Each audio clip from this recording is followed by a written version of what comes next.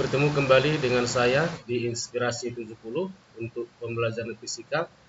Pada kesempatan ini kita akan mempelajari materi pelajaran fisika kelas 10 untuk semester 2, yaitu dengan topik gejala pemanasan global. Baik, mari kita mulai pembelajaran kita ini. Kalian perhatikan dengan serius. Kita awali dari pengertian pemanasan global.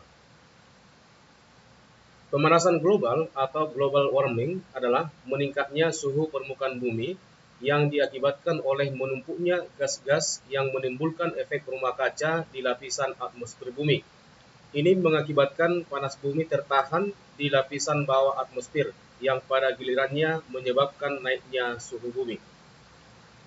Selanjutnya, penyebab pemanasan global, yaitu efek rumah kaca. Mari kita perhatikan keterangan untuk efek rumah kaca sebagai berikut. Secara alami, gas rumah kaca dihasilkan oleh pembusukan sampah dan kotoran ternak atau metana. Secara buatan, gas rumah kaca dihasilkan dari berbagai aktivitas manusia, seperti pembakaran bahan bakar fosil oleh mesin-mesin pabrik dan kendaraan dalam bentuk karbon dioksida. Ketika cahaya matahari melewati atmosfer dan masuk ke permukaan bumi, sekitar 70% energi tetap di bumi, diserap tanah, lautan, tumbuhan, dan lainnya. Sedangkan 30% sisanya dipantulkan kembali lewat awan, hujan, es, salju, dan permukaan reflektif lainnya. Gambar untuk efek rumah kaca sebagai berikut, seperti ini, dan keterangan singkat adalah di mana energi matahari yang masuk ke bumi itu 25% dipantulkan oleh awan atau partikel lain di atmosfer, 25% diserap awan, 45% diserap permukaan bumi, dan 5% dipantulkan kembali oleh permukaan bumi. Kita lanjutkan. Ini adalah merupakan tabel jenis-jenis gas rumah kaca dan sumbernya. Yang pertama adalah karbon dioksida CO2, sumbernya pembakaran bahan bakar fosil di sektor energi, industri, transportasi, deforestasi, dan pertanian. Yang kedua adalah metana CH4, sumber dari pertanian, perubahan tata lahan, pembakaran biomasa, tempat pembuangan akhir sampah. Yang berikutnya adalah nitroksida atau N2O, bersumber dari pembakaran bahan bakar fosil, industri, dan pertanian.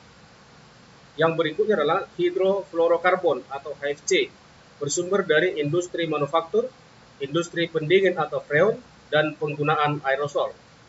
Yang berikutnya adalah perfluorokarbon atau PFC, bersumber dari industri manufaktur, industri pendingin atau freon, penggunaan aerosol.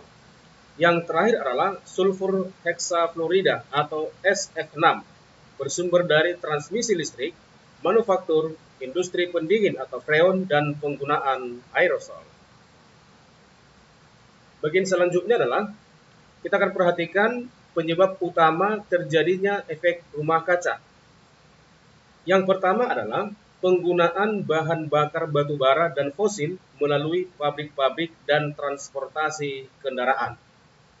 Yang kedua adalah penggunaan CFC atau klorofluorokarbon yang disebut juga dengan freon, yaitu sebuah senyawa kimia yang dapat menipiskan lapisan ozon. Sedangkan yang ketiga adalah pembakaran hutan dan penebangan hutan, yaitu lahan gambut yang seharusnya menahan karbon dioksida CO2 di dalam bumi dieksploitasi untuk pembuatan pabrik-pabrik.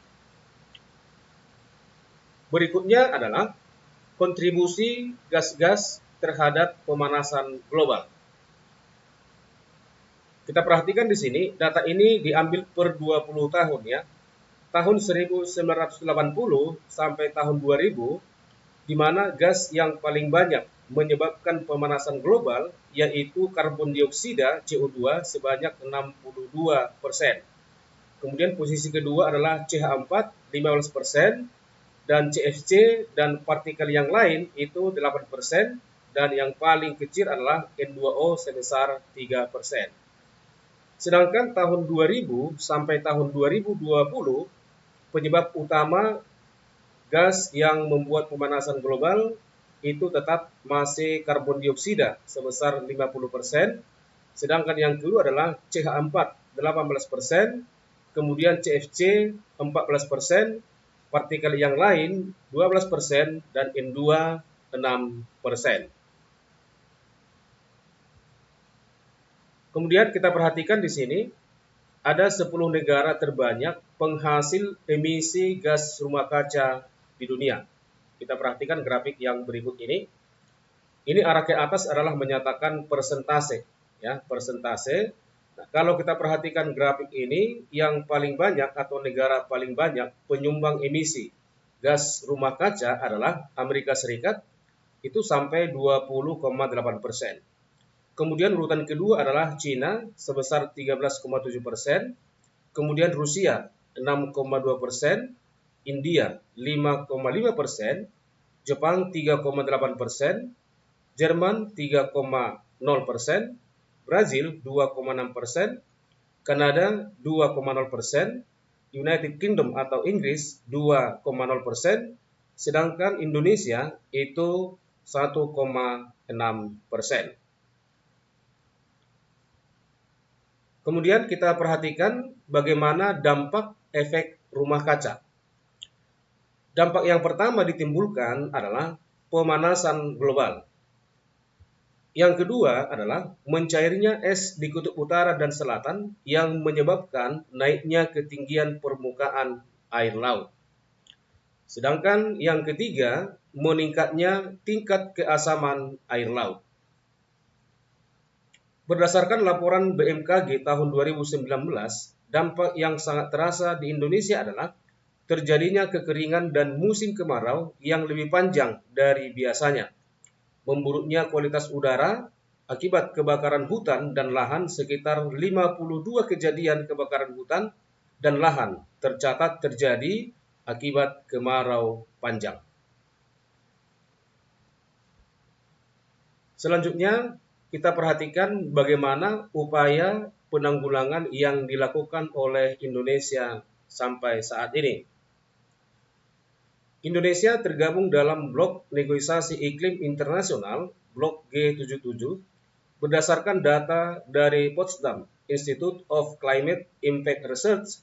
Emisi gas rumah kaca yang dihasilkan Indonesia per tahun itu sebesar 2,4 miliar ton setara karbon dioksida. Dalam upaya berkomitmen menjaga iklim, Indonesia pun setuju untuk mengurangi emisi yang diperlukan untuk membatasi pemanasan global di bawah 2 derajat Celcius. Yang berikutnya adalah solusi yang banyak diperbincangkan orang saat ini adalah penggunaan energi terbarukan. Dan nyatanya Indonesia baru bisa mencapai angka 12,3% di tahun 2018.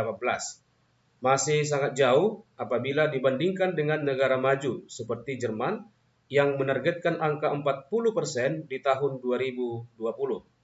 Tentu tidak bisa dibandingkan secara langsung, kendati Indonesia memiliki geografis dan sumber daya yang berbeda.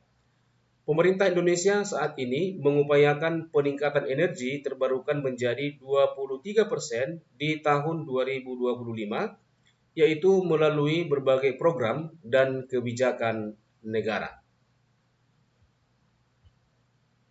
Bagian terakhir adalah upaya menanggulangi dampak pemanasan global. Mari kita perhatikan. Upaya yang pertama yang dapat dilakukan untuk menanggulangi dampak pemanasan global adalah penghijauan lingkungan, yaitu tumbuhan merupakan pendaur ulang gas karbon dioksida di atmosfer sehingga mengurangi jumlah karbon dioksida CO2. Semakin sedikit pohon, semakin banyak CO2, maka perlu dilakukan reboisasi atau penghijauan. Sedangkan upaya yang kedua adalah hemat listrik. Gas rumah kaca didominasi dari karbon dioksida. Sebagian besar dari karbon dioksida dihasilkan dari pembangkit listrik yang berbahan bakar fosil. Dengan demikian, jika kita berhemat listrik, maka secara tidak langsung kita mengurangi kadar karbon dioksida CO2 di atmosfer. Sedangkan upaya yang terakhir adalah pembatasan emisi karbon dioksida.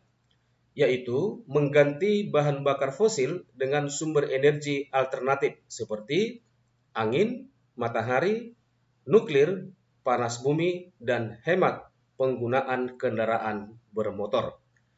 Demikianlah pembelajaran kita pada kesempatan ini, yaitu mengenai gejala pemanasan global. Semoga apa yang kita pelajari hari ini dapat bermanfaat. Sampai bertemu pada kesempatan selanjutnya, dan tetap semangat.